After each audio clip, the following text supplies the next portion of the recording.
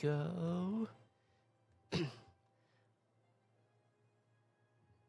little delay. I just gotta do a little sound check, make sure I sound good. Because we're totally not paranoid or anything like that. I can hear the me. So with that, welcome. I am Chamberlain Jonas here of the Wayward Inquisition, here on a lovely Thursday night. Though if you are living in kind of the Midwest area of the United States, hunker down, be safe. The news has been all abuzz with all of the storms and tornadoes that are supposedly on their way.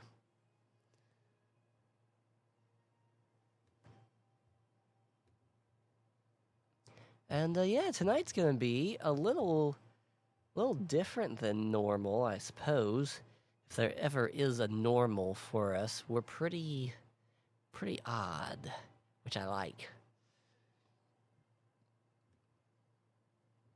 But I will be character creating, but not in the standard D&D sense, you could say. I will just be, I won't be picking classes. Yeah, I'd have to select, a race and stuff depending on the universe that I am delving into. But it's all gonna be good. If I sound a little funny, one, that's just me. Two,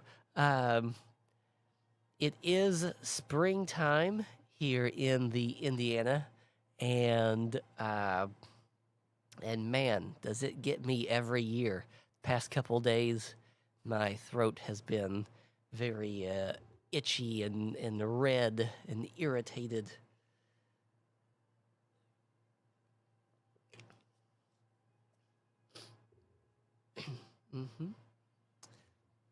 Hope the rest of you all are doing well. I have switched jobs starting this Monday. 420. I will be starting my new job at a warehouse where I'll be packing candy all day. So it's pretty sweet. That was a good one. And yes, the hours for it will be a lot better because working night shift, it must just depend on the job. I mean, when I did night shift before for security, it affected me. But man, this time, doing the night shift at this hotel, it's taking its toll. So I had to get out of there. But without further ado, as you might be able to tell by the title of this stream, I am creating characters across the multiverse. So feel free to drop in, comment a universe that you would like for me to make a character in. And I will do my best, because I know many, but I don't know all. And I will wing it to the best of my ability.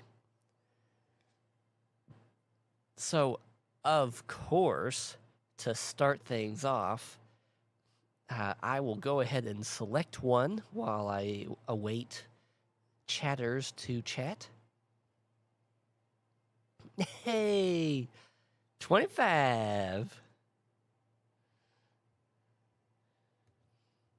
Welcome in, sir. We are just getting things started here. Also, I don't know, I'm always a little paranoid that you all are going to hear the music that I'm listening to. Not that it's, like, bad, but, I don't want it to overpower me, because I'm the star of the show. But I am listening to my Star Wars Warfront playlist. So you'll be hearing lots of clone themes. Oh, good. Yeah, these, I think it's these mics plus the software. I think they do a really good job at like cutting out that kind of background stuff. But yeah, to kick things off with character creating in the multiverse, let's go with our favorite place in the entire world, Middle Earth.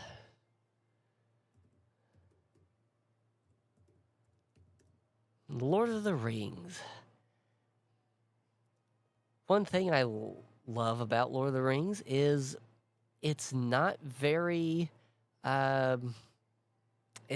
yeah, I mean, it is what it is. It's not very diverse. You just have like what, 3 races? I wouldn't even call the orcs a race, um, because they're kind of grown, concocted.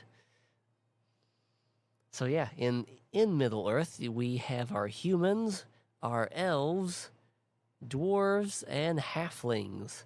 I'm sure in the lore, there's probably some other kind of race in there somewhere. Actually, it was one of the crazy things about I found this historian guy on YouTube who just went over Lord of the Rings lore, and man, does he have a lot of videos. But I mean, there's a lot to cover. And one of the things that really surprised me was the Balrog that they fight, in Khazad-dûm. Yeah, that's like not a one-off thing. Like back in the day, they would have armies of Balrogs. So in a way, they were a race, I guess you could say. But I'm gonna stick with more, your standard good guy races. I'm not gonna get.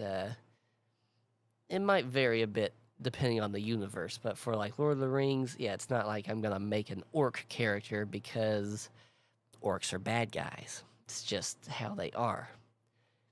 It's okay to have bad guy races in your world building.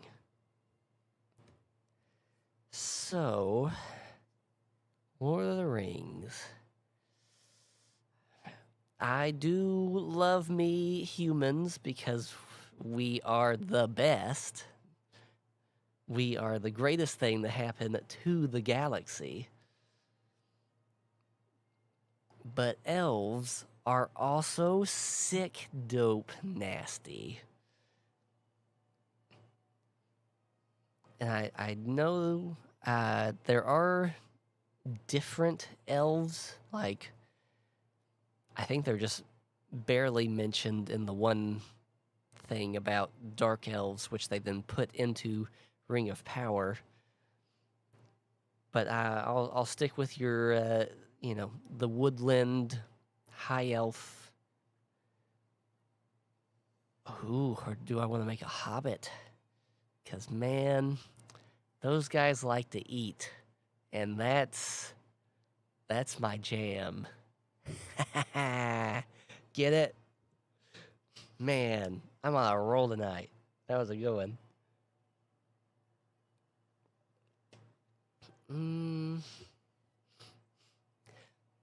Depending on how things go, maybe I'll make multiple characters for each universe I stop in. Because I'm kind of already getting one for an elf. Yeah, he'll be a dude because I am a dude, and that's just how things work.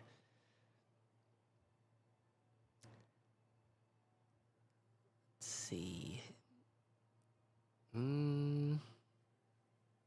What's his story?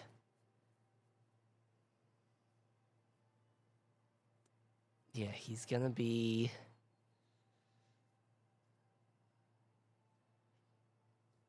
Okay, yeah, he's an orc hunter.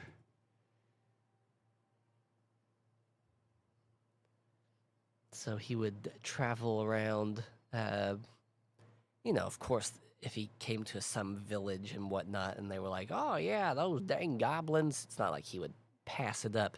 Not like Goblin Slayer, where he would be like, "Hey, we need your help. There's demons attacking the castle." And he's like, "Oh, demons? Oh, sorry, goblins. It's kind of my thing." But yeah, it seems like at least during the time of the ring, orcs kind of wander and roam. So just to help thin them out, he just kind of goes around and takes them out. Plus, after the War of the Ring and it gets destroyed and all that, there would be remnants of orcs that would need to be taken care of. And so that's where he comes in. Ooh, but, yes, we all love a good butt. He is racist towards, which might not be that big of a surprise, elves do like to be snooty, but he is racist towards humans. Why, you might ask? Because, if I can spell today, there we go, because he was there, Gandalf. I was there 3,000 years ago.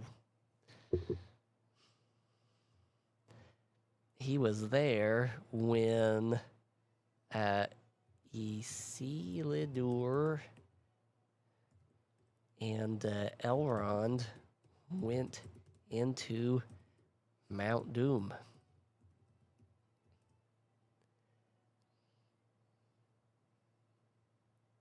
And upon hearing that the ring didn't get destroyed, because, that would have been kind of common knowledge, I would think. If you just fought this big battle and you see the two leaders, head up into the mountain to destroy it, and they come out and the guy still has the thing. Yeah, and upon seeing this, he lost all faith in. Ooh. Let's try that again. He lost all faith in humans. Because, he just had scores of his kin slain in this massive battle to get rid of this evil once and for all. And you're telling me that after all we went through, you didn't destroy it.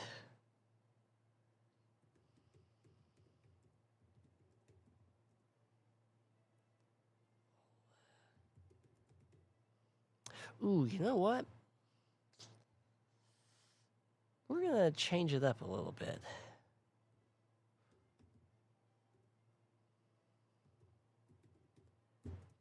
Yeah. Because people like to be people, and irrationality, it's kind of our thing. So it wasn't that he just loses faith for humans.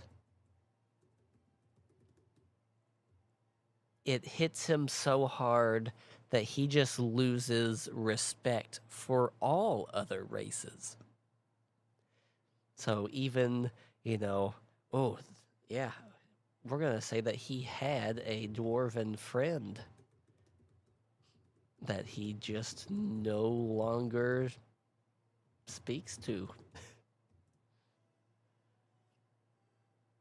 Because receiving such a crushing blow like that, to fight the big battle, to win, to get the Sauron forces defeated, to get that ring back up into the mountain to be destroyed, and for it to not happen, he just shuts down.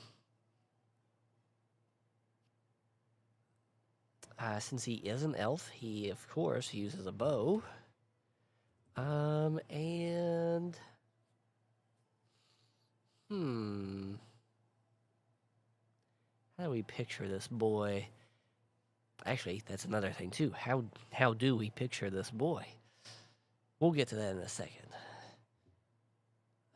Bow and are you a dual wielder? Are you a big sword kind of guy? I mean, definitely not an axe. Are you kidding? That's so uncivilized.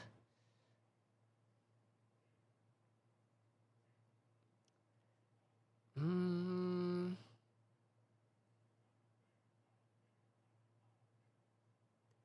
Hmm. Yeah, you don't really see many spears in the movies. It's mostly like the bad guys. Like, bad guys seem to have them. The Rohirrim have them, though, which makes sense, because if you're riding horseback, you need that extra reach. Hmm.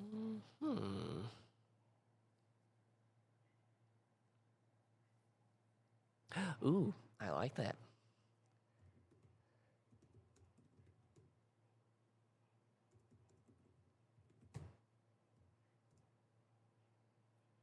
So, the thought was, maybe, yeah, maybe during the big war, maybe he was a spearman. In the movie, it seems like they all only have swords, which would be okay, I guess. But I mean, every army is gonna have a little variation in there, So he's got his bow because they're elves. That's what they do. Uh, but when he lost all hope, he breaks his spear in half. So he has not the head piece, but still like a good half portion of this broken spear. So he has that and a shield.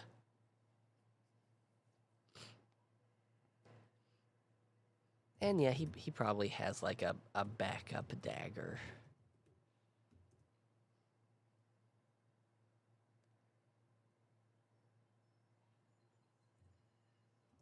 Now, I mean, deciding what he looks like really wouldn't be that hard. Um, well, I guess there's some good range in there because some of them have the standard, long blonde hair, but like Elrond and Arwen, they had the long dark hair. Mm. Oh, and he is kind of AWOL because after it he just leaves the battlefield. Um. Oh man, yeah, he's probably like.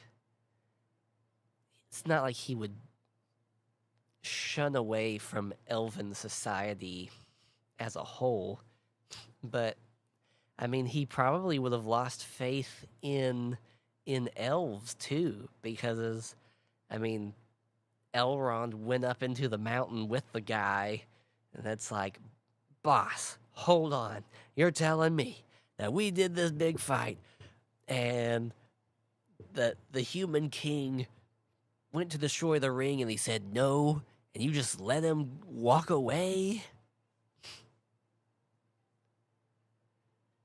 So yeah, he probably wouldn't keep a standard elven look. Mm. It's also been, I mean, a really long time. Because yeah, let me make a note of that too. Um, that I guess his story is set after the War of the Ring. I mean, sort of. Like, if I was going to tell a tale with this guy,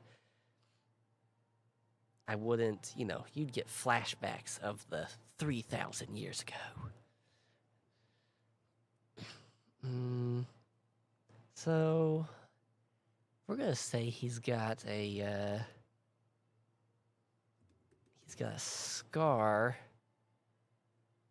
going across his cheek, like to his mouth.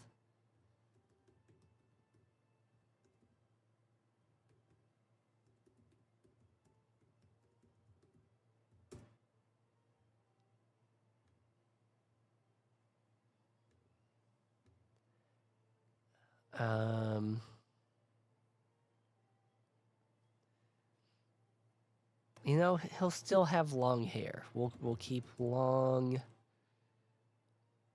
see, Legolas's was kind of blonde. There's his black. Yeah, we'll stick with black. He has. He has indeed. Yeah, we'll do the long black hair, but he has it pulled back into like a ponytail.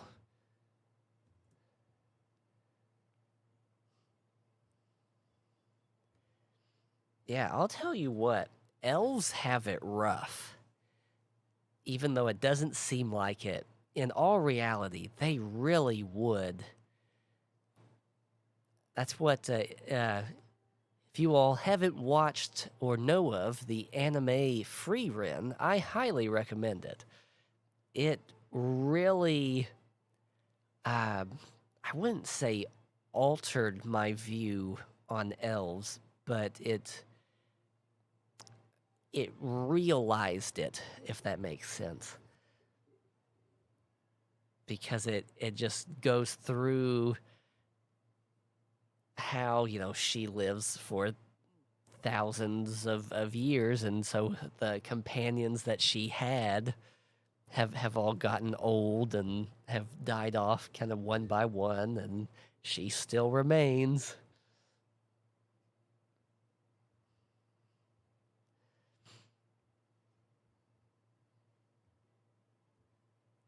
Let's see, yeah, long black hair, pulled back. Just, yeah, one scar across the cheek. Oh, yes. Bright blue eyes.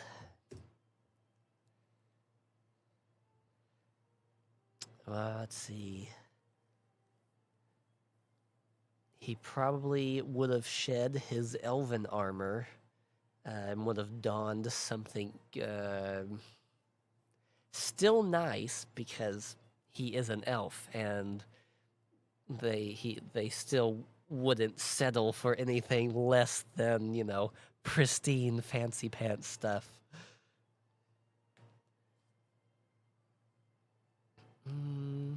Yeah, probably like a fine kind of scale mail thing going on. Oh, green, of course.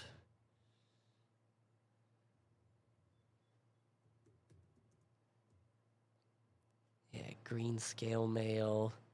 Kind of black.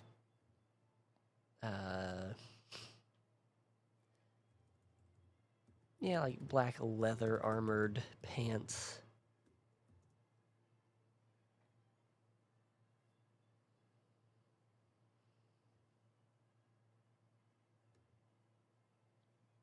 And of course, he's gonna need a name. Ooh, this is always the tricky part. And we'll also have to, you'll have to forgive me, I am not fluent in, is it, how do you pronounce it? Like Quenya? The language that Tolkien, you know, made for the elves, because he's a freaking madman. But I will do my best to give him an elvish name. So we got Elrond, Thranduil, Legolas.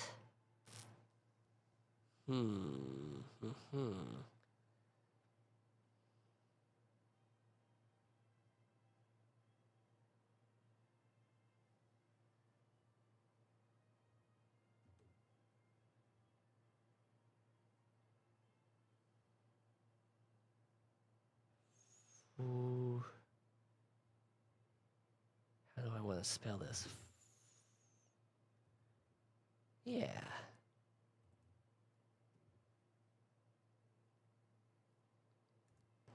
Forlen. Forlen. Forlen.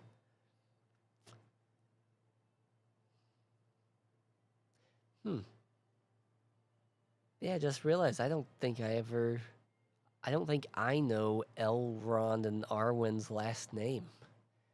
Like, I know Legolas, it's like Legolas Greenleaf, right? Good thing we have technology.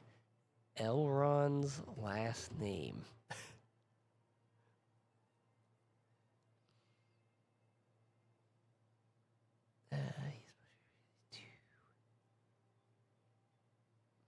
Oh, well, that wasn't helpful. Also, it kind of appears he doesn't have one.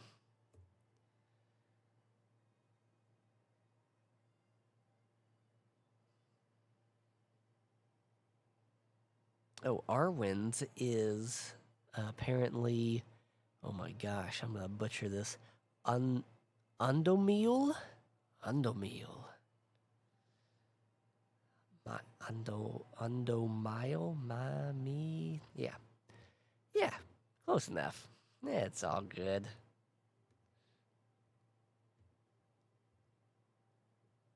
So we got Greenleaf.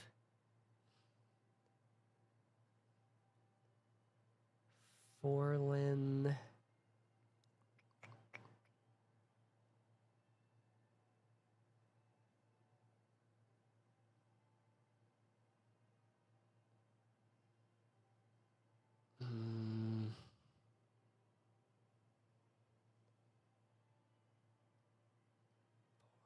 Oh, I'm getting something. It's definitely gonna have the word bark in it.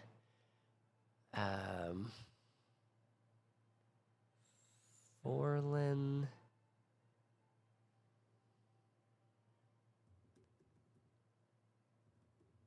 Yeah, Forlin Ravenbark. Because raven is also seems like a commonly used word to describe black. Oh, her hair was raven black and all that. Because yeah, he's got the long black hair.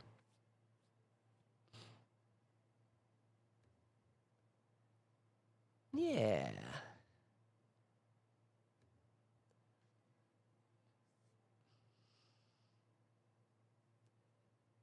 Okay, I like it. None? Ooh, he said none. So one bad thing about chat, there's always a bit of delay. None.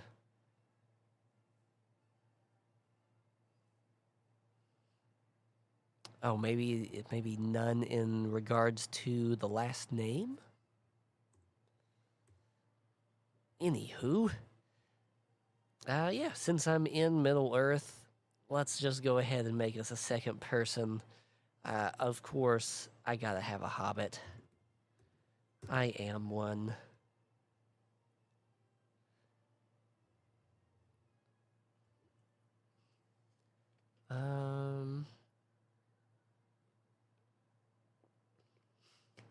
Hmm.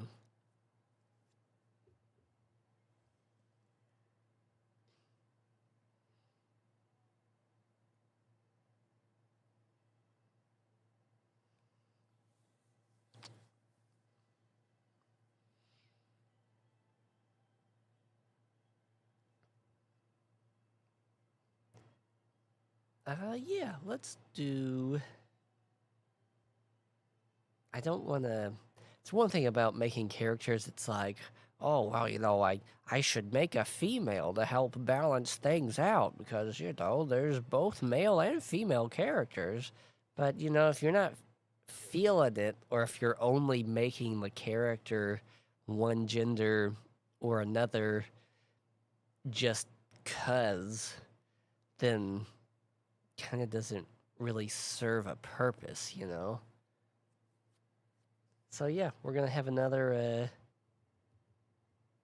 dude.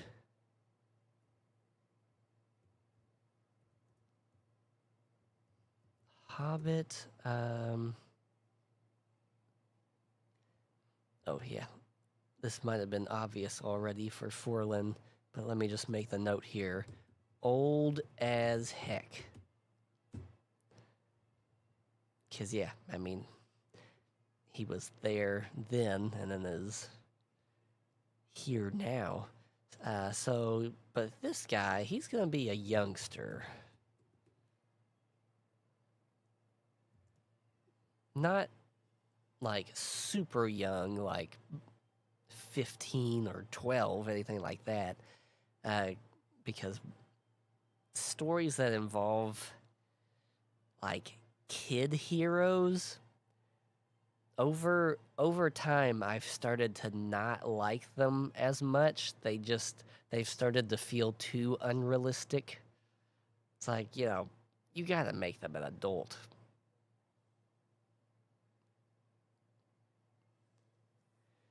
Plus, depending on the story, it can get really weird. Like when we were at the Louisville Con this past weekend, Courtney and I were talking about animes, and she revealed to me that in Jujutsu Kaisen, like the main guy was like 14, and that that the heroes of that story are around that age, and I was like, what?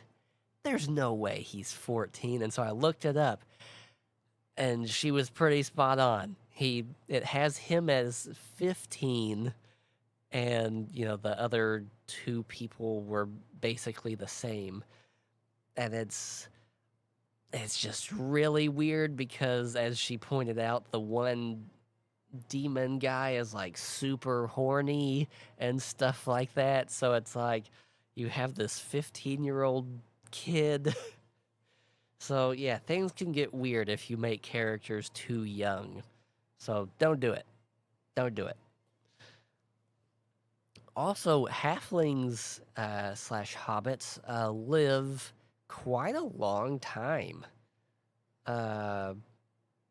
Like when Frodo started the journey, I want to say he was like in his 40s, something like that.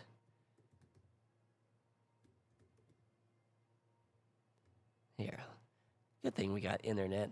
Oh, I was close.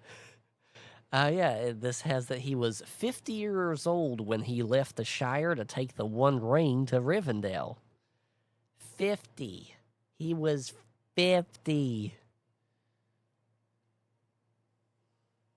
So, why was Bilbo's 111th birthday so I don't know, in the movie and whatnot, it had an air of like, oh, see, this is so odd. He's lived to 111. But dude, Frodo's freaking 50, and he looks like he's 20 something.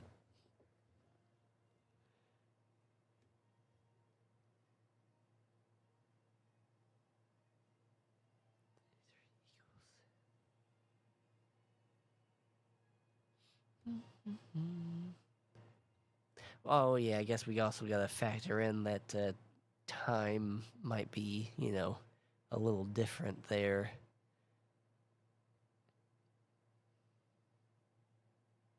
Hmm. 50. Who knew?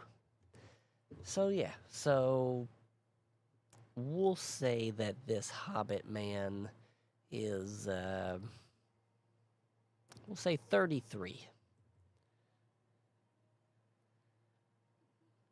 A good 11 years before he learns the meaning of life.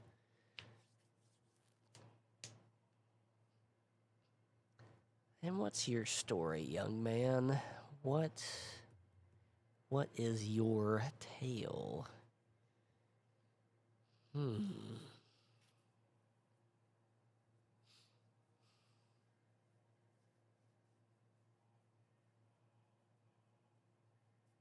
Ooh.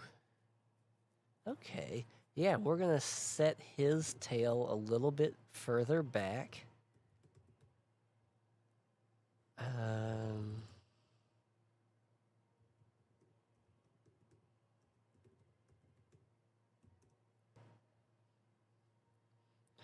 So, yeah, so this hobbit, whatever his name is, we'll get to that eventually. When he was even younger than he currently is, he enjoyed the Shire in all of its peaceful quaintness until one day a bunch of dirty, smelly dwarf men kind of showed up with a wizard of all things. And, they went to see that weird guy, Bilbo Baggins. After a good while, Mr. Bilbo came back and told us all of these crazy adventures and stories that he encountered in his journeys. So, being inspired, this hobbit set forth to travel the lands. Why? To sample the food, of course.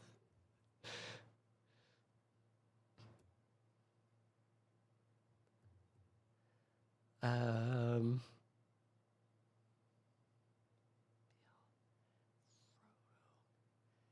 so yes. So like Sam, that's a pretty standard like name. Frodo is definitely one that has a fantastical feel to it. Mm,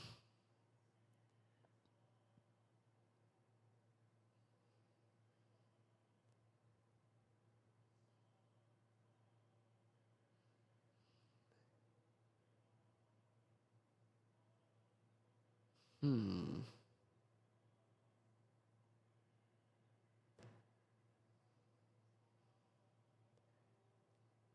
Let's call him.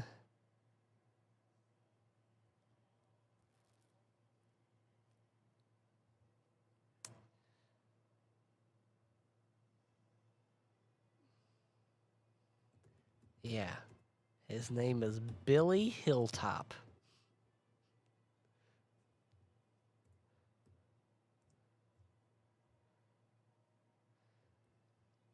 So, yes, his tale will take place kind of just after The Hobbit, as, he'd need time to hear the tales from his neighbor, gather up the courage to leave the Shire.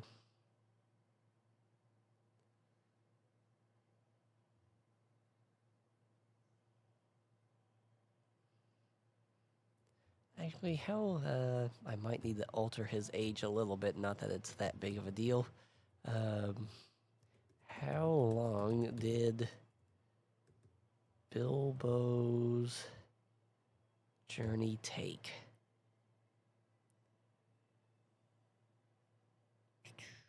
Lasted approximately 14 months. So, I think Middle Earth does use like a kind of like our calendar year. So like a year and 2 months.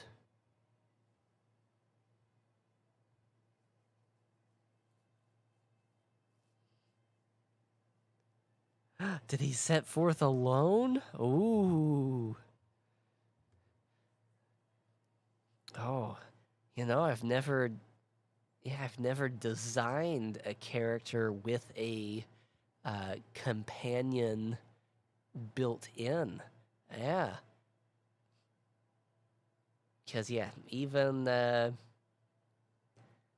Frodo had Sam, Bilbo had all the dwarves. So yeah, setting out on your own, especially being a hobbit, yeah, not gonna happen.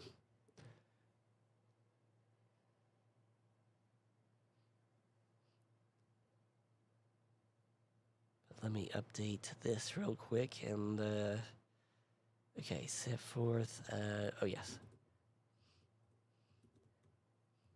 inspired by Bilbo's tales, ventured forth into the world to sample the food.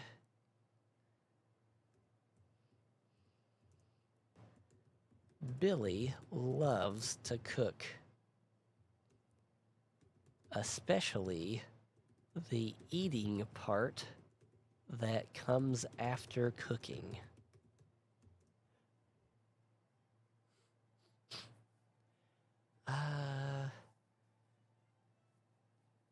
Now it could be maybe he starts off alone and then meets somebody on the way.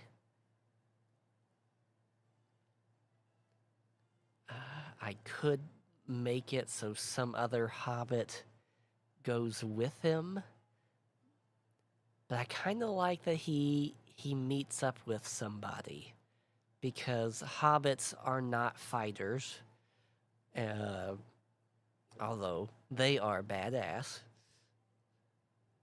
And I kind of like the idea more of him meeting somebody and then whoever it is like, okay, little dude, what are you doing out here by yourself? You can't defend yourself, you know, worth more than a pig can spit. So stick with me until we get to X place and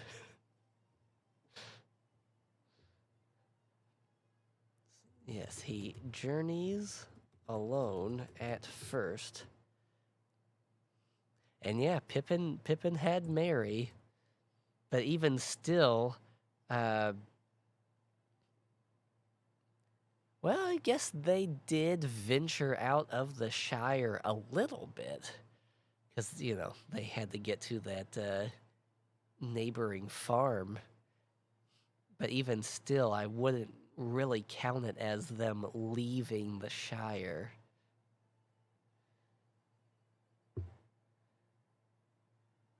Hmm.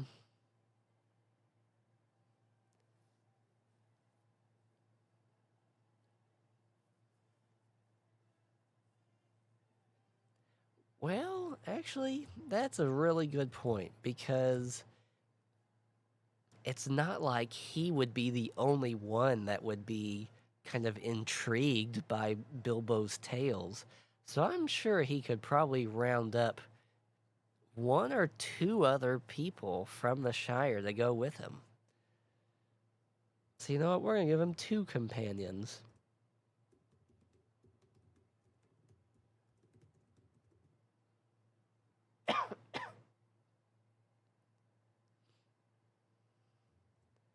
We'll do like a brother and sister that's not related to him.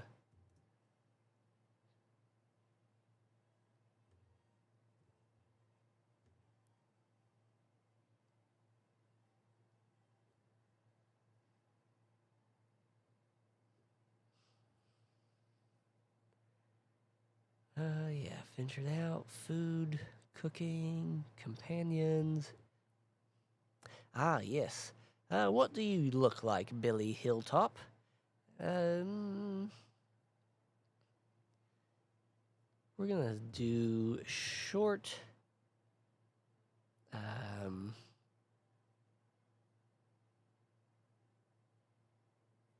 what's the word I'm looking for? Short, messy hair. Kind of a light brown slash auburn. I'm crafting. Um, hmm.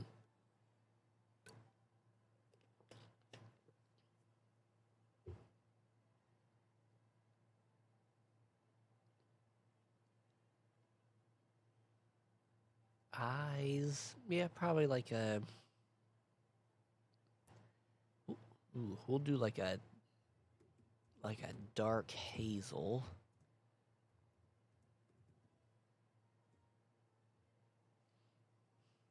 Hmm. Any other defining features?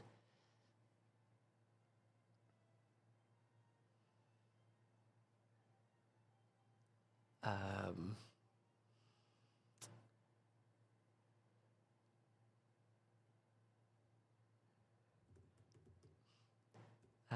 kind of like a burnt scar on, I guess it'd be like on a couple fingers on one hand.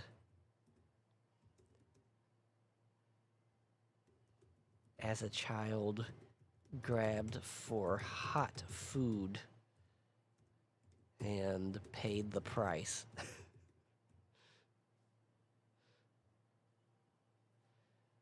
So yeah, maybe he's got like some little kind of small burnt scars that are, just kind of permanent on his hand. Whew. And yeah, typical standard hobbit traveling clothes. And yeah, probably has a walking stick.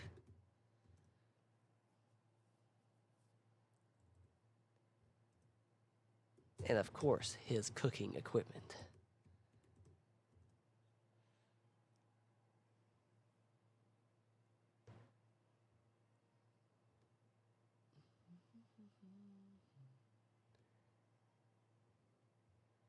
Okay.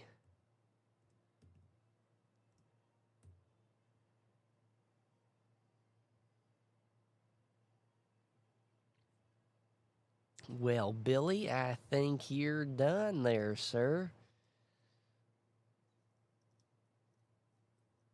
Very nice, very nice. Alright, let's, time to leave Middle Earth. Let's go somewhere else. Any, suggestions, my good man?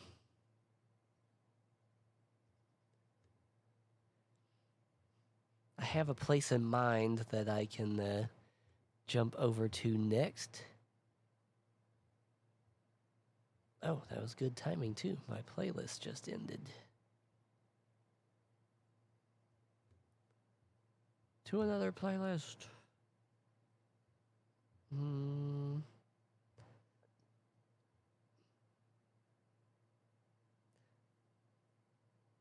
Yeah, we'll do the, Elysius playlist.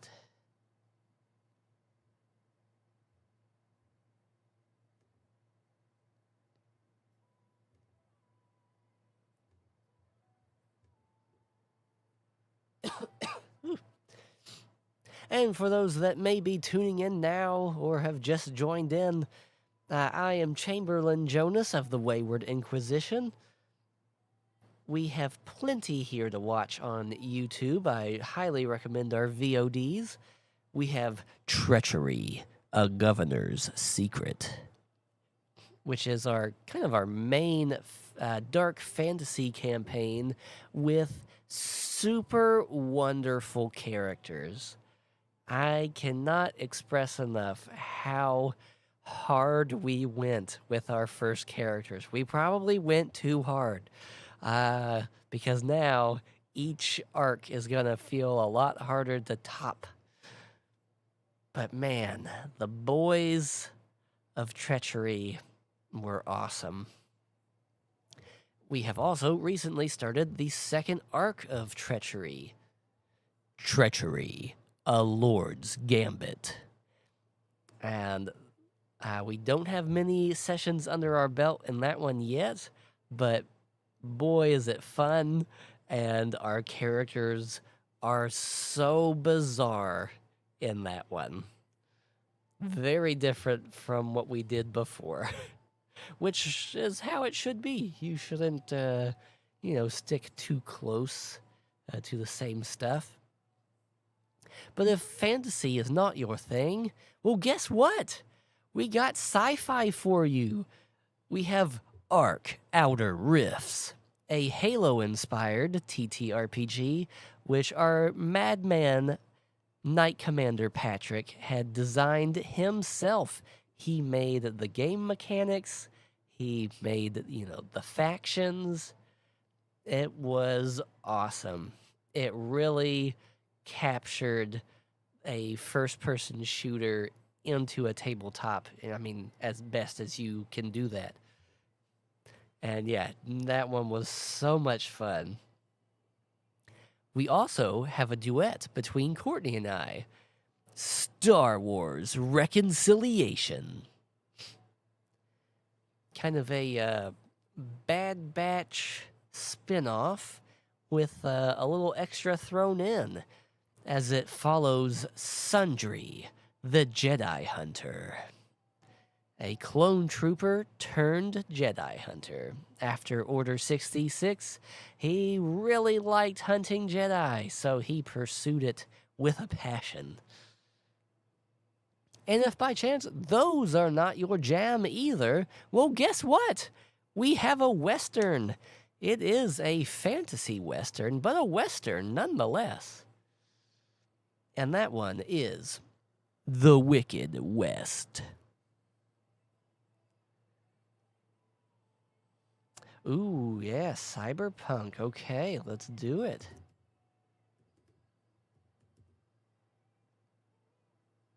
Cyberpunk.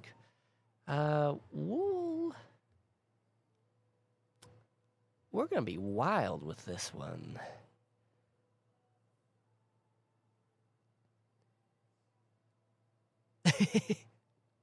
the delay it's quite noticeable, but it's just what you gotta do.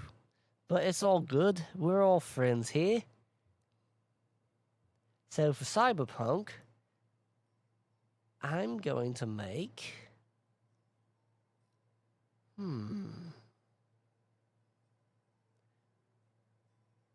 Yeah, we're going to get a little freaky with this one. Let's do... He's going to be like an aquatic... kind of like how in some alien designs they have kind of like that triangle head. You know what I'm saying? But like a fishy triangle headed person.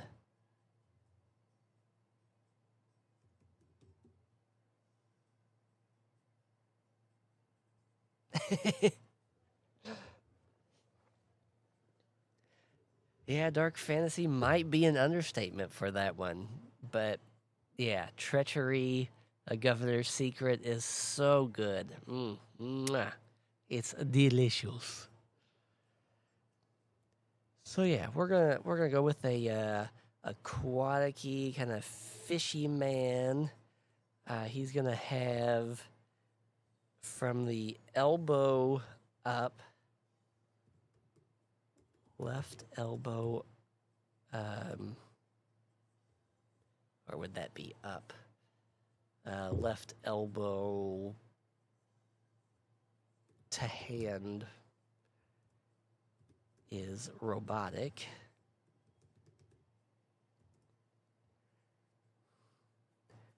He's gonna have kind of a collar implant for translation.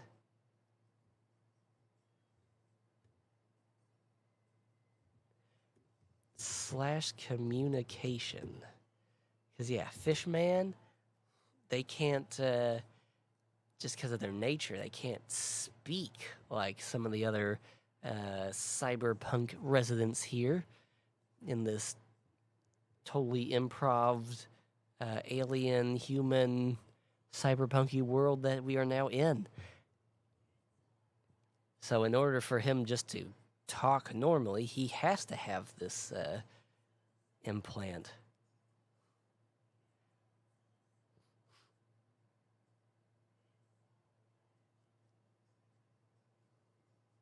Yeah, he's got webby hands and feet.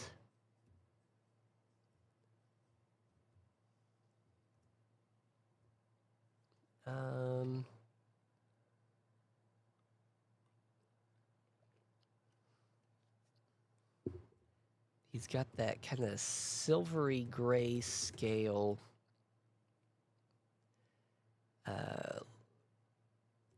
fishy look, but with blue accents.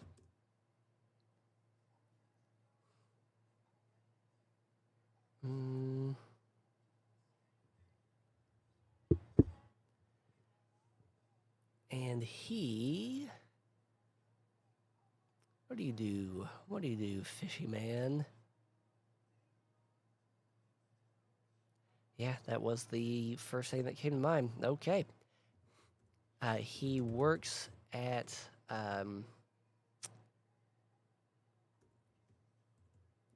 like a power plant shoveling, not coals, but shoveling something. We'll call it materia, you know, like Final Fantasy. Shoveling materia into reactors.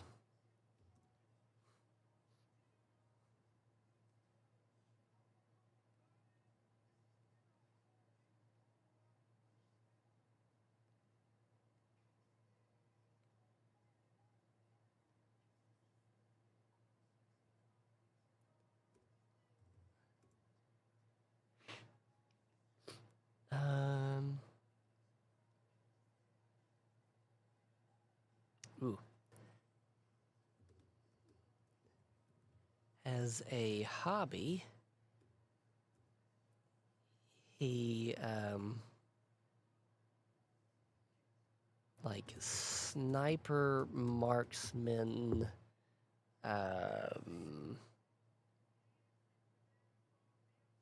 rifle competitions.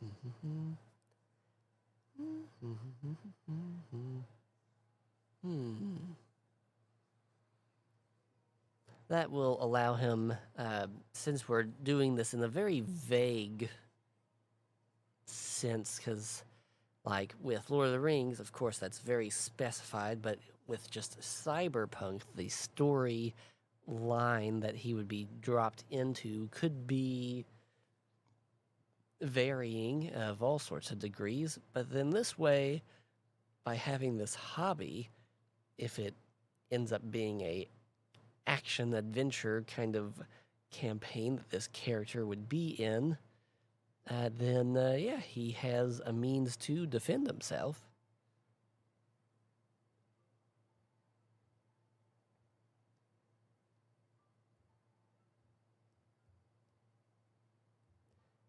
Ah, yes, and he's going to need a name. Fishy Man McGee.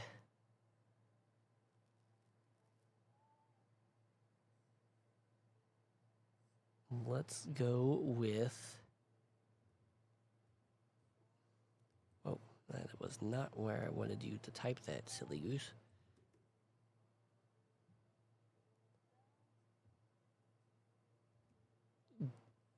Oh, let's see if I can do this. Garldok. Garldok. Garldok.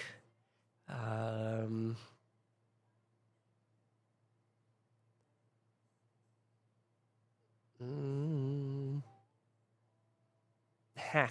Yeah, we'll just go with that because it's funny.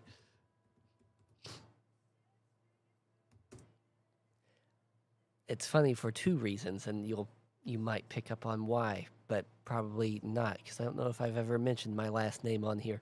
But yes, his name is Garldok Gilmore. Get it? Because he's a fishy guy, so he's got gills. Gilmore. And then, of course, Gilmore is my last name.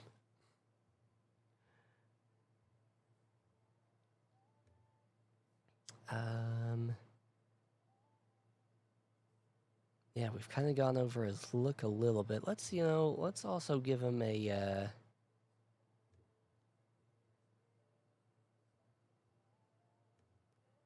full right leg um, prosthetic,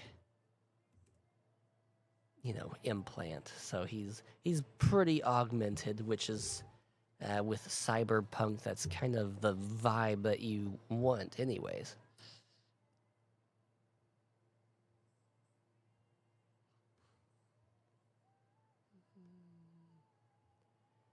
Anything else about you, Garldock?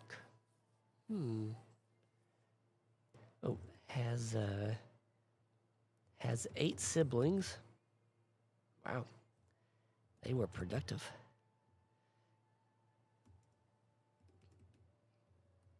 Oh yeah, and that which is why he works. He goes to school when he can.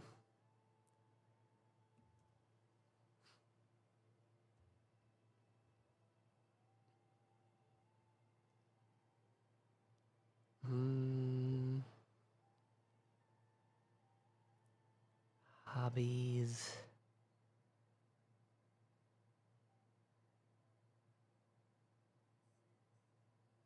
And yeah, we'll make him he'll be religious to something. I'm sure they would have some kind of weird fish god in this cyberpunky world. He probably gets teased about it by a lot of the other people. Because, yeah, with like cyberpunk, it kind of is at a point in technology and society that I would say a lot of people would just have a vibe um, of atheism because there's so much tech and all that it would be like, oh, you like the gods like we learned in history class, like those fake things.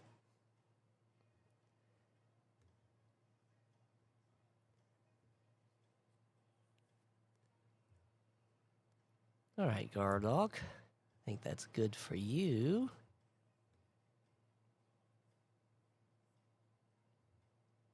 Let's do another one. We'll go the standard human route on this one.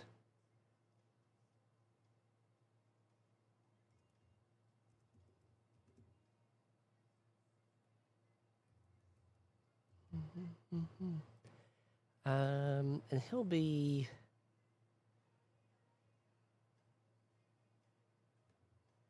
Cause yeah, like Garldog, he was pretty young. We'll put him at like 19. Old enough to be working, but young enough that it's not creepy.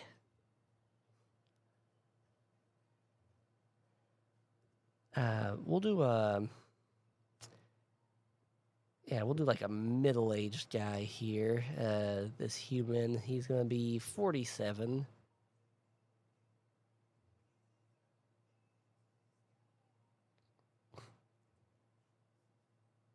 And I said he, but I didn't quite commit mentally on if that was what I was gonna do. But I guess that's what I'm gonna do. He has both eyes replaced with implants.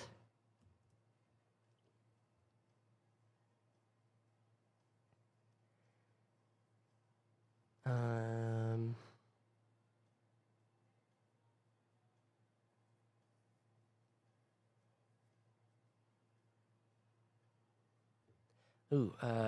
he sustained a massive injury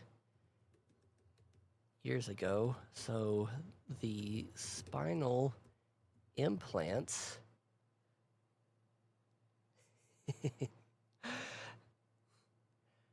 so the spinal implants allow him to move, but he can't feel. he can't feel touch anymore.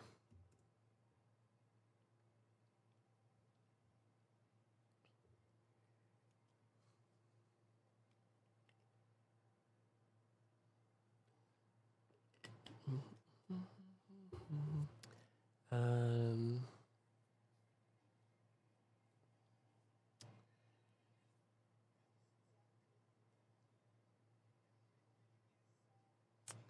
what was your occupation, human man? And then what are you doing now? Maybe. Ooh, okay. Um,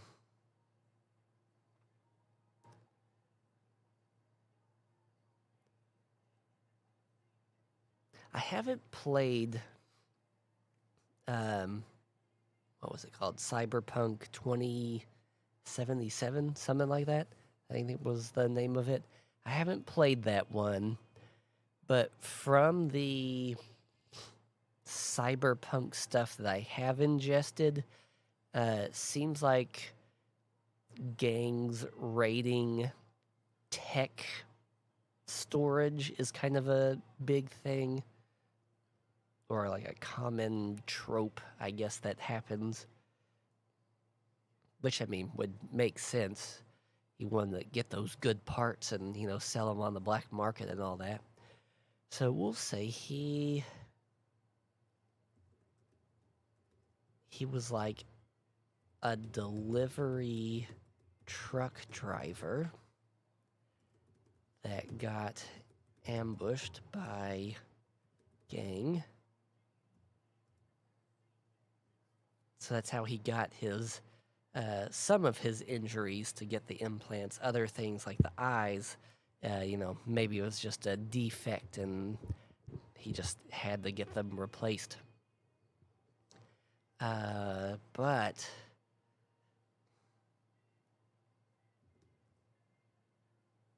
like after his injuries and everything, he couldn't find work anymore.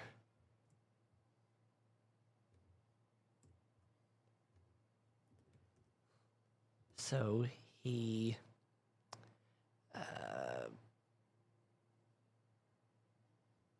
tries to be a self-detective to find out who the gang was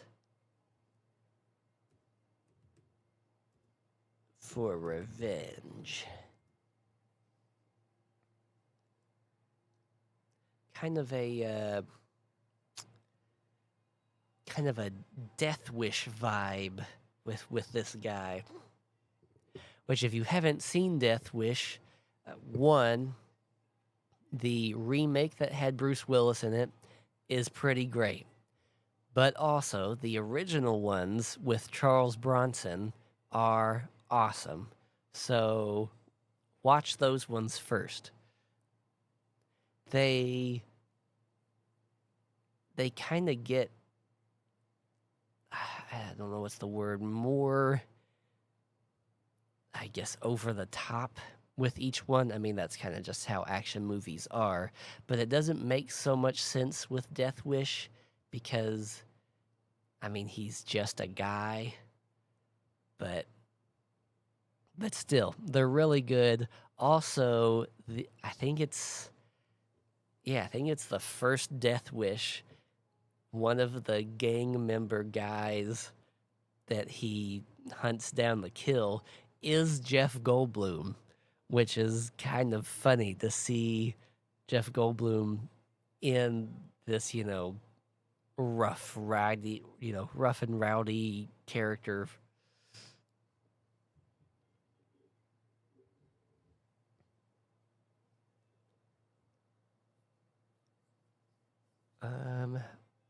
Oh, but how else do you look, Mr. Man?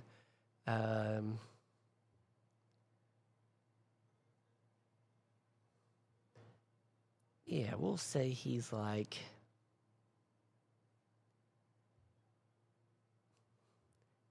He's like 5'6".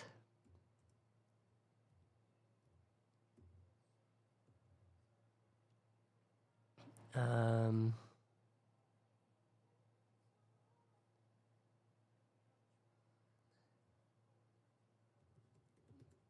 on the pudgy side.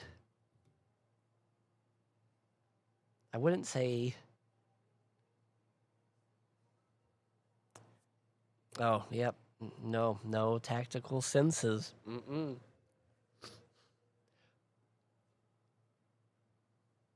Yeah, he's not fat, but he's on the pudgy side because he's been out of work and has kind of been lounging around trying to keep himself occupied.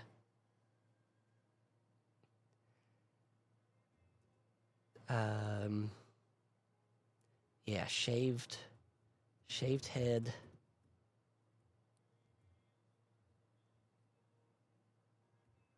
Maybe let's see, shaved head.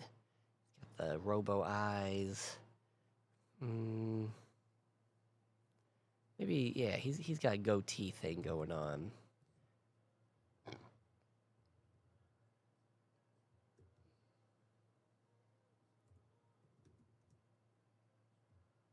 Yeah, brown goatee.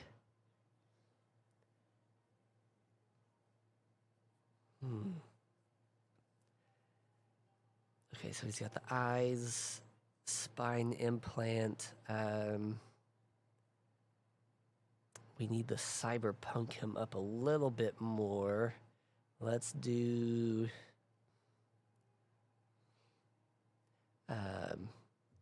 right robotic hand.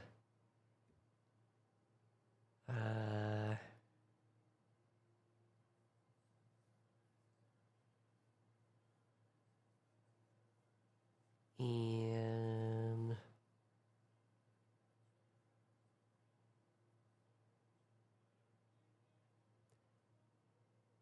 yeah, maybe a right robotic foreleg. So like from the knee down, got replaced.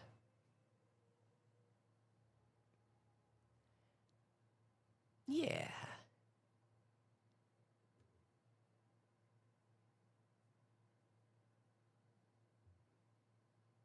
Oh, and you're gonna need a name, sir. Let's do.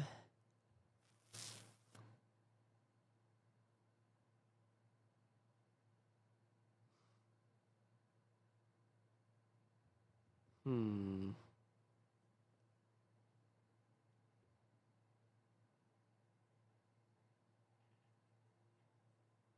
Let's do.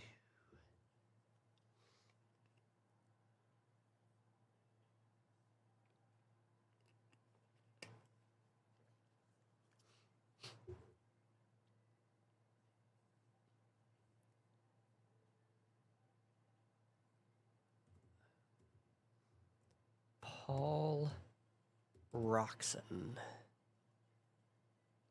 Roxton. Roxton.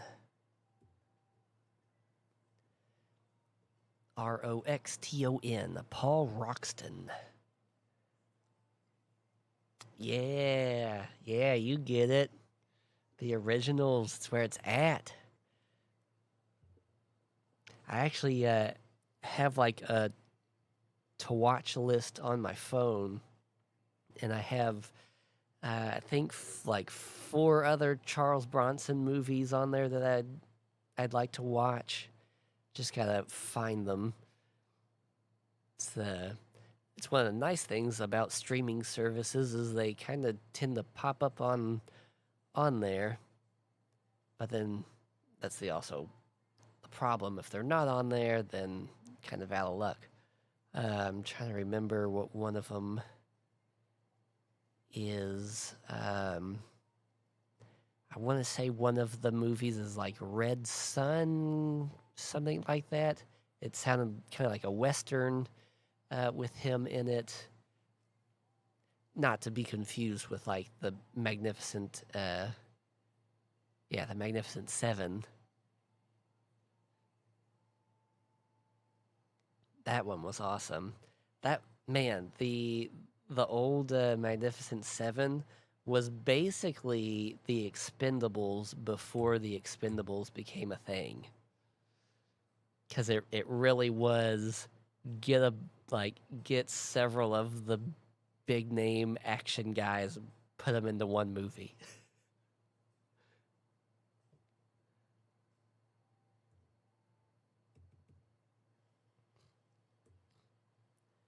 How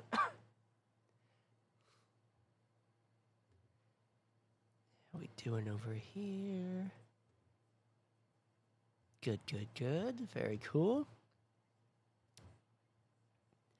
Well, if you all are just tuning in, I am Chamberlain Jonas of the Wayward Inquisition. We are a Dungeons and Dragons podcast. We got plenty on here for you to watch.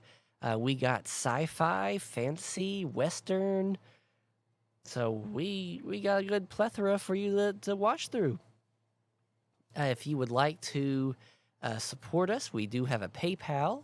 We also have a Redbubble, which I didn't know existed until we started doing this. Redbubble is this awesome site where you can upload your art or whatever, and they will put it on just about everything. If you want a shower curtain with this handsome guy on it, you probably can't see it because it's so far away, but you totally can. You can get comforters with whatever you want on there, and it ships really quick.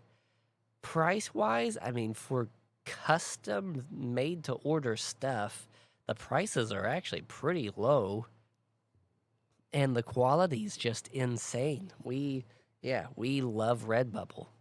They're not a sponsor, but boy, do we wish they were, because we talk them up a lot.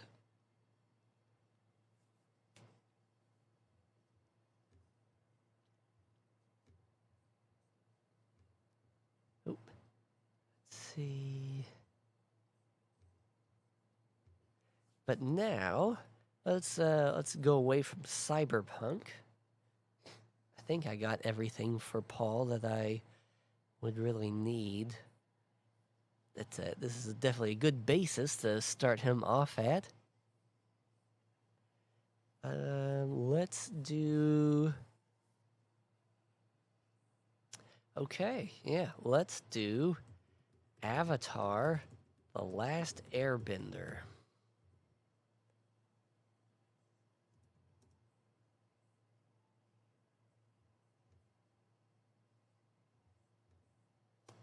All right. Good old-fashioned Nickelodeon animation.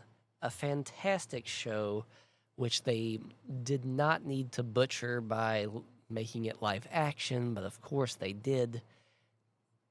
Actually, they've done it twice now, and the show version is better than the movie that they made, but it's like you already had this perfect, animated show of it. We didn't need a live action. It's not necessary. But in Avatar, there are 4 tribes. There's the Fire Nation, Water, Earth, and Air. Yeah. And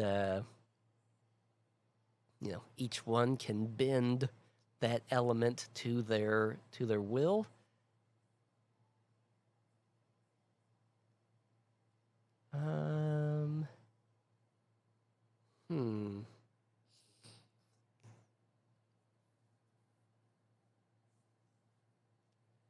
Avatar bending.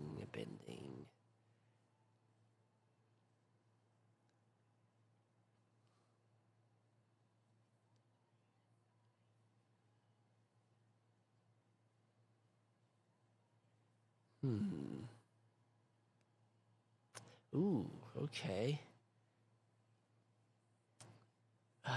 We could do that with either that element or that element. So the thought here is this first person. We'll make it a girl this time. And an avatar, it is only humans. We'll say she's 22. Female human. She is. Which one do I like more? I'm either thinking of she will be an earthbender or a waterbender. The reason for this is, and maybe it's because I'm riding the train of injury from the cyberpunk guy, but what if she is like paraplegic and she can't use her legs, but she uses the bending to either bend the water inside of her legs so that she can walk, or she will use earth to kind of like form legs around hers, and then she walks with those.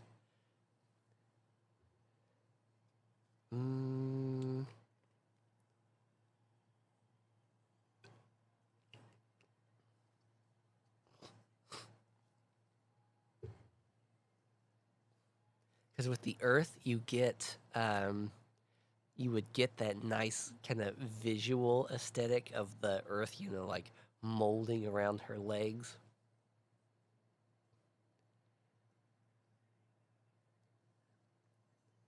Let's do, we're going to do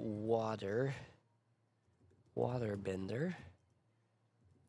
Uses water bending to be able to walk. Because she focuses her bending on that, she can't do a lot of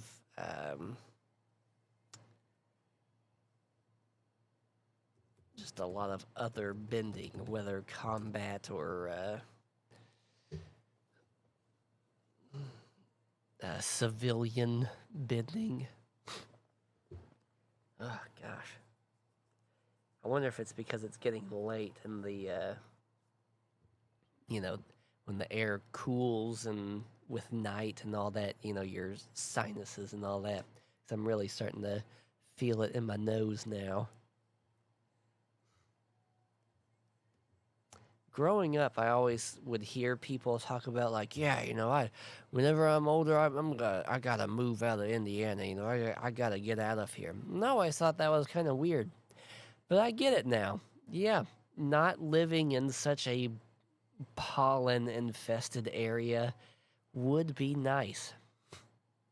Because now that I'm older, anytime I go on a vacation somewhere, whenever because I mostly fly. I don't really drive anywhere for trips, but definitely these past couple times, whenever the plane has started to like descend and come back into this area, it's like I can feel all of the pollen and whatnot just like plug me up.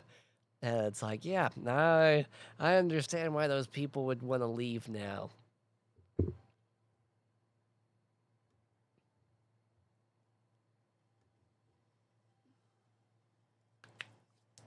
Let's see. So she does that. So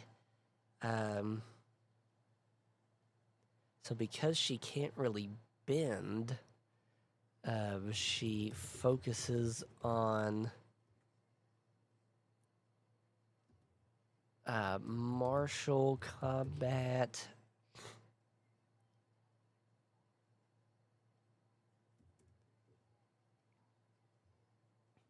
Let's see. What will she use?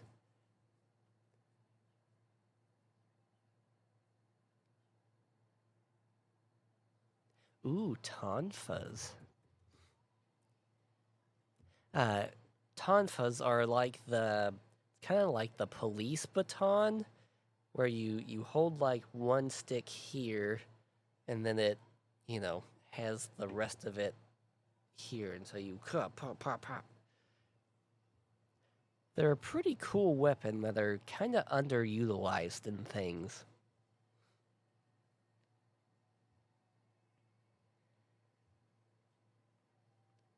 So she would wear,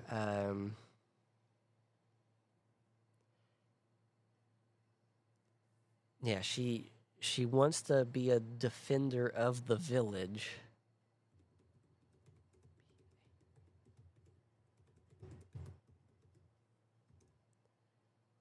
So she would wear combat-related clothing and armor, kind of like half plate. So like she would probably have maybe like a bracer on her arms,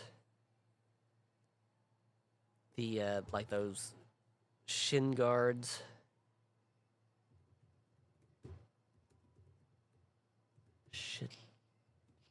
Shin guards.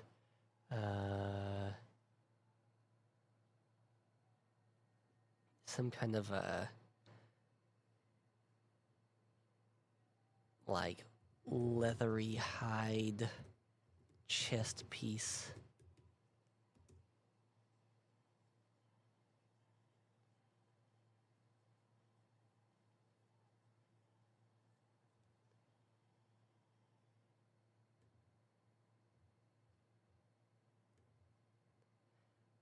And she's going to need a name.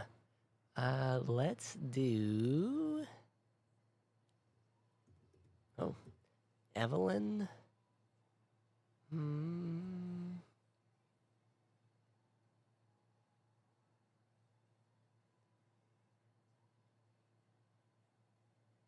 Hmm. Evelyn. You know, I don't know if they ever mention last names in that show.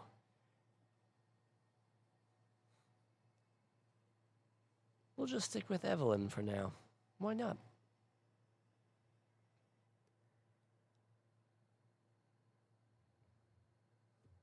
Yeah, that's a good character.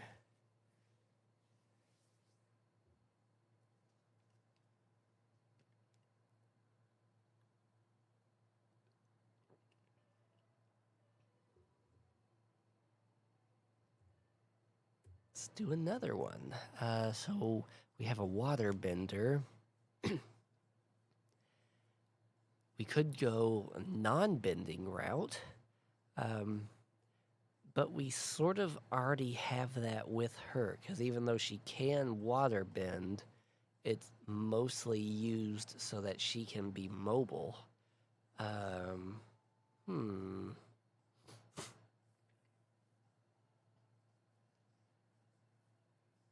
And so far, kind of all of these people have been good guys. We could try to do a bad guy. Um. Hmm. So the Fire Nation were the bad guys in the original show. Big surprise, you know. Of course, it's the Fire guys.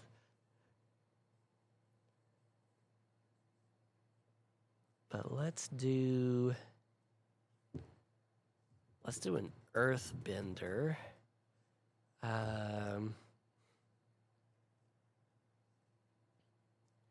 Ooh, okay.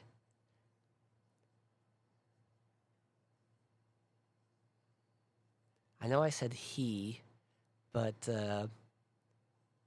let's just do two girls for Avatar. She uses her earth bending to break into banks, vaults, you know, treasure troves.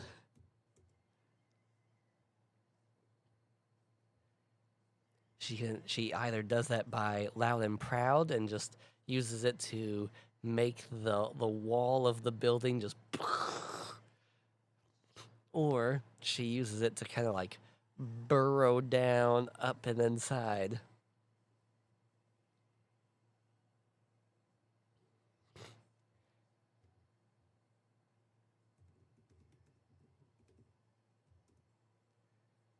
And yeah, we'll say she's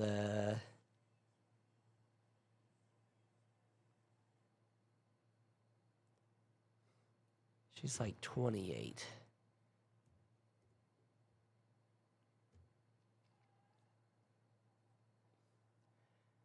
And yeah, she doesn't she's not stealing all of this wealth, to pay back an orphanage or to, help supply her home village. She does it for her.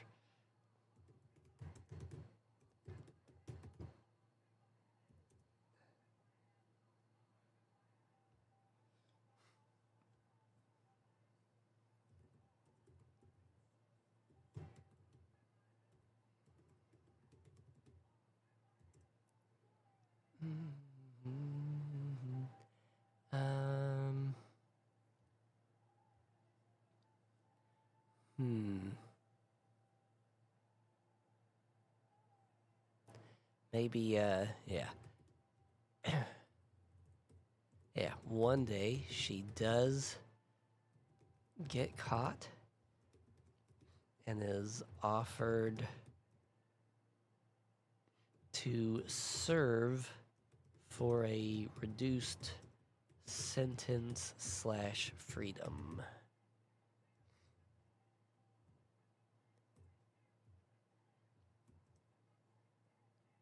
Because the world of Avatar is really interesting. There's this whole spirit realm aspect to it with crazy monster designs, and I mean they could totally do something with that. Of making a new plot line where maybe the spirit realm starts to break through. So then they have to, fight these crazy monster spirits to put them at peace and all that stuff. But yeah, it could be, since she is a thief and earth based, that like, hey, so we have this expedition going, and they could use another earthbender. Plus, you seem really good at finding weak spots to get into places. And, they found this ancient temple, and so maybe you can help them find their way through it, and blah, blah, blah, blah, blah.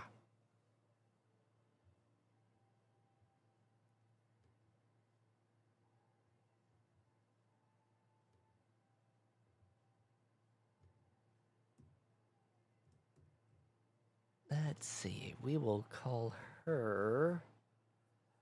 Um. Hmm.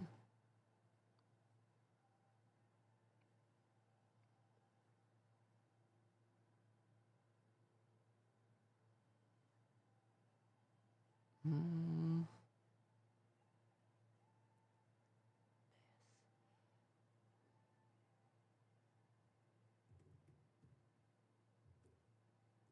Thespa. Um.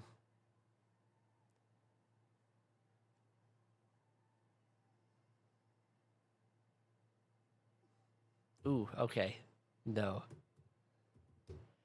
Thesperilla, but she goes by, Thespa.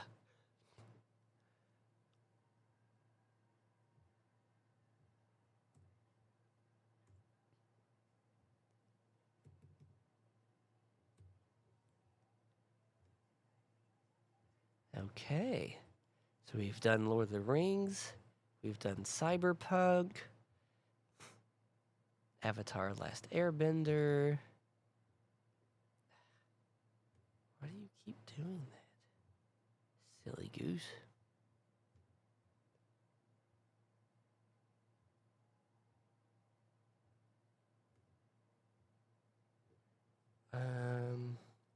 I did say in the chat that, which, if you are not part of our Discord, I highly recommend it.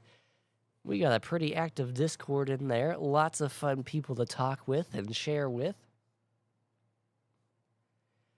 But in our Discord, one of our guys, Meatball, had brought up an interesting quandary, which I'm going to attempt tonight, of making a antagonist that is non-combative.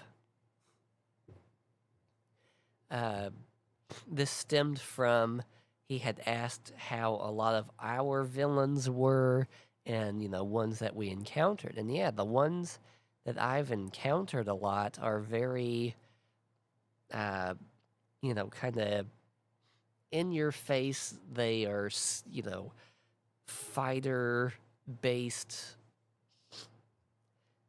They can do magic, fight well with a weapon.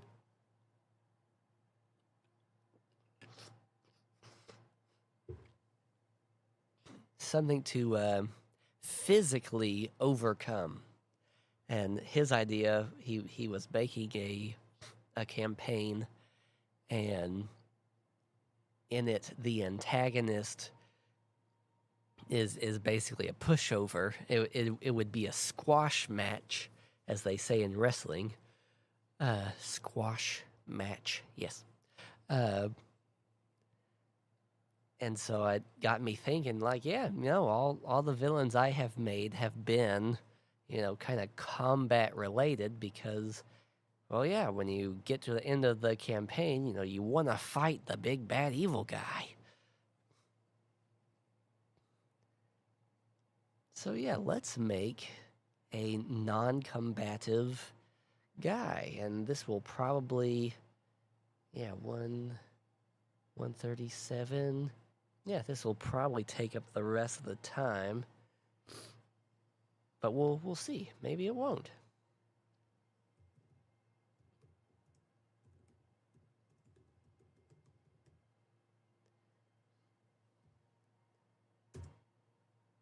So I also gotta think of the setting, because once again, since I don't have a campaign in mind for this person,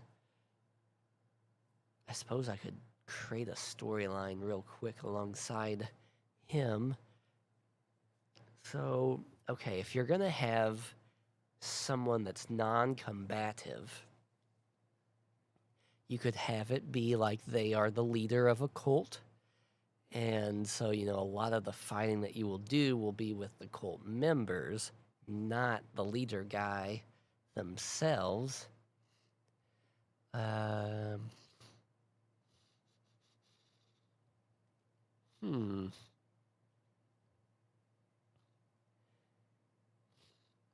Oh, actually, this might be easier than I thought. To go back to the cyberpunk thing.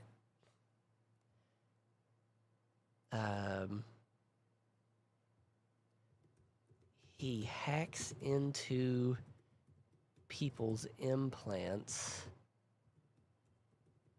overriding their brain functions, and uses them to do his bidding.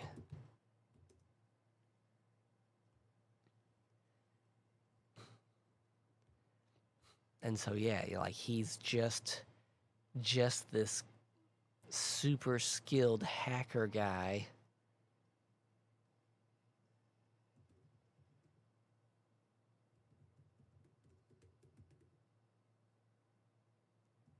And okay, so for a cyberpunk setting, he's hacking into people, making them do things.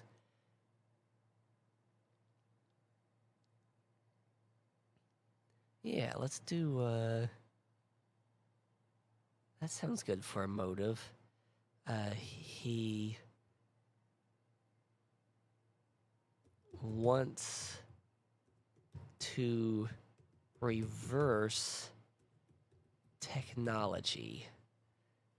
We've progressed ourselves into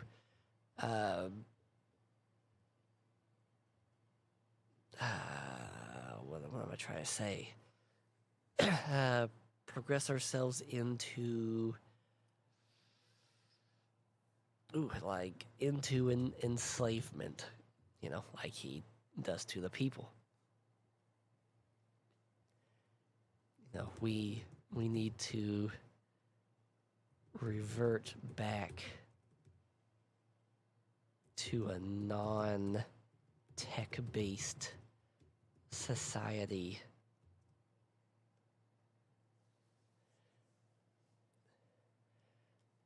So probably during the story, the heroes would have to deal with him like trying to blow up power plants, factories,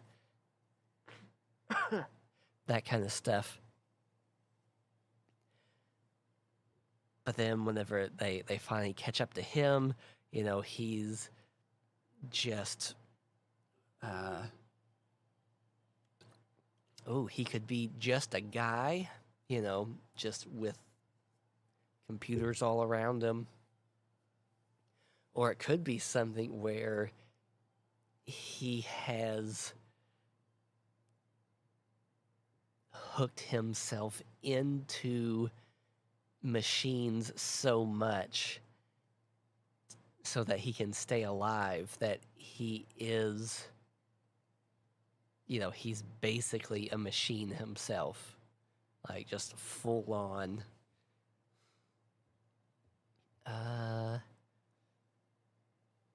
Because maybe it was his family that when he was young, he was sick or something, so they kept having him get these different implants and upgrades and until he basically became a mainframe.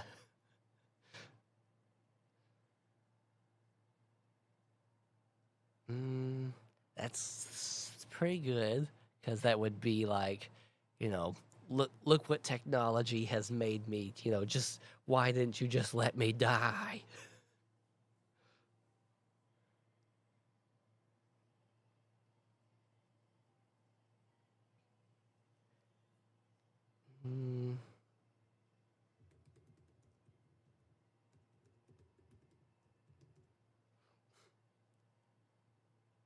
Him just being like just a hacker in kind of a room kind of scenario would work. But yeah, I like that other one.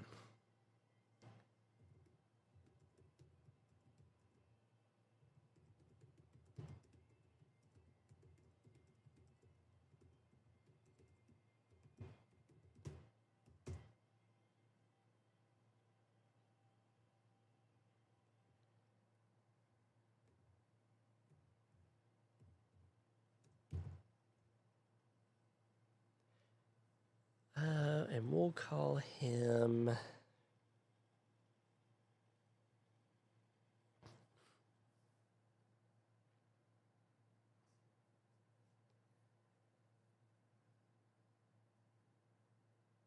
He's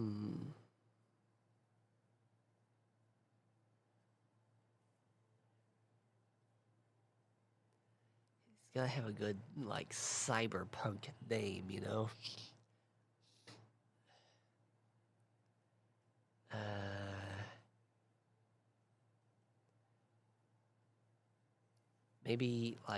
maybe his kind of code name is like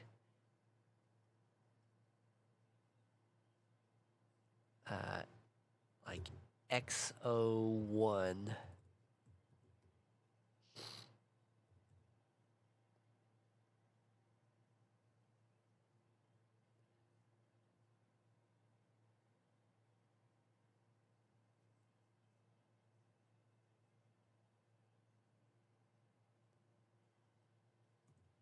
Huh.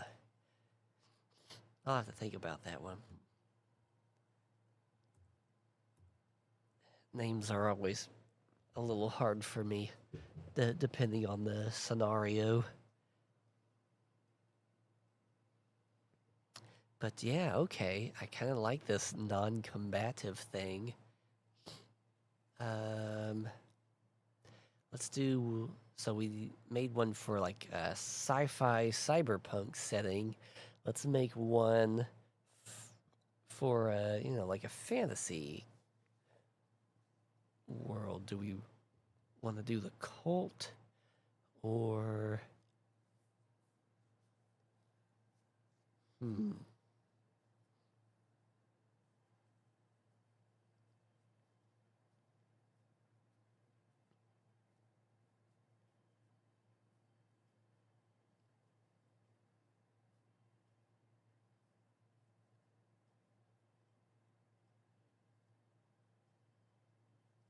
Ooh, okay, okay. Um,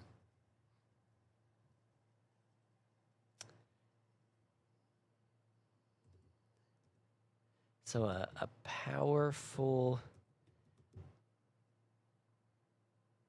demon was, locked away in a magical prison. But over time, he's able to leak his influence out of the prison realm to corrupt and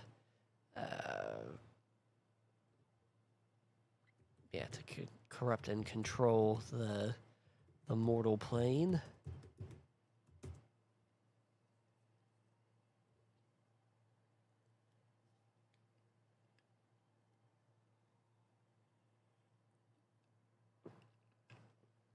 So it's like it would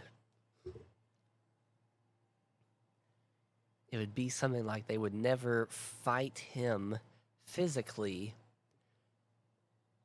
Maybe it would be like, okay, you have to do this thing to reinforce the prison, or maybe it's like, okay, well, we didn't have the magical technology to deal with him back then. That is why he got imprisoned. So while he's in there, we now can use this magical thing to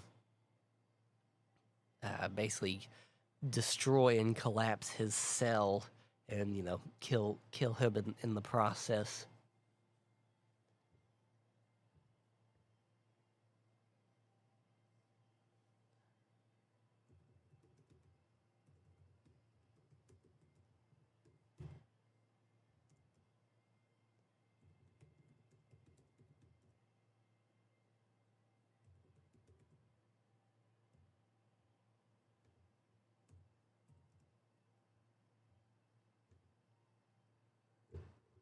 Time is it?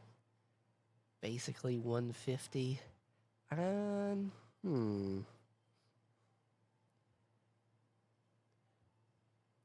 I think, you know what? We'll just go ahead and call it here. Usually it's about 10 minutes earlier than I normally stop. I like to go for about 2 hours, and we're pretty much there. And my closing usually does take a little bit. Plus, my nose is really starting to annoy me.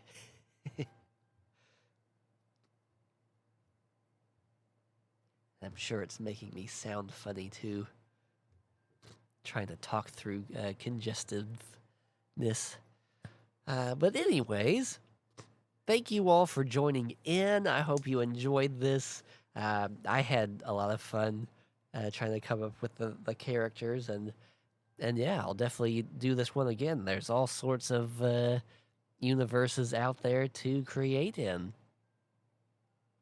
It also shows that you don't have to make a character mechanically, if that makes sense. So, if you're thinking about, oh, well, I want to have this idea for a character, but I don't know what class and all that to do. Well, just make that character, and then if you end up wanting to use them for something, you can always figure out how to transfer that over to whatever gameplay style that you're doing. As I mentioned before, we were at the Louisville Con here this past weekend. Had a lot of fun seeing everybody there. We made some really nice connections. Coming up, we have, what is it, May 3rd, I believe? There's the E-Town Anime Fest. That is Elizabethtown Anime Fest. Let's see, that is, yes, May 3rd. It's Sunday. We will have a table there as well, so be sure to stop by, see us, come get yourself some merch. Let's see, we're not going to be at the Evansville Anime Fest, but we will also be at the Bowling Green Anime Fest on May 16th. That one's a Saturday, and the cool thing about the Bowling Green one is it's at the Corvette Museum. So if you've never been there, one, it's just a really awesome tour to go through. It was really interesting. I'm not a car guy, so it was just really interesting to see how they make everything, how the styles have been formed. But then on the added bonus, you'll have an anime fest there, so you can see all of us dorky dorks. Those are the main things coming up here soon. We got plenty more on the way for you to listen into. More Star Wars to be uploaded. More Wicked Wests. And of course, Treachery, a Lord's Gambit.